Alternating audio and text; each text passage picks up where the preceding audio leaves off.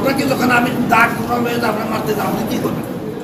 সাবেক প্রতিমন্ত্রী কোজেন্দ্র লাল পার্বত্য চট্টগ্রাম বিষয়ক মন্ত্রণালয়ের সাবেক প্রতিমন্ত্রী ও খাগড়াছড়ি পার্বত্য জেলার 298 নং সংসদীয় আসনের সাবেক সদস্য কোজেন্দ্র লাল ত্রিপুরা ও তার স্ত্রী মল্লিকা ত্রিপুরার নামে অবৈধ উপায়ে শত শত কোটি টাকার সম্পদ আহরণের প্রমাণ মিলেছে। অবৈধ সম্পদ অর্জনের প্রমাণ পাওয়ায় ইতিমধ্যে দুর্নীতি দমন কমিশন থেকে কোজেন্দ্র লাল ত্রিপুরা ও তার স্ত্রী মল্লিকা ত্রিপুরাকে সম্পদের হিসাব জমা দেওয়ার জন্য পৃথক নোটিশ দেওয়া হয়েছে।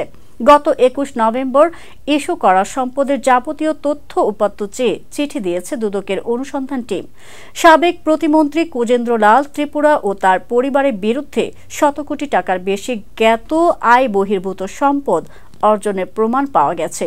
সে কারণে কোজেন্দ্র লাল ও তার স্ত্রীর সম্পদের হিসাবে চেয়ে নোটিশ জারি করা হয়েছে।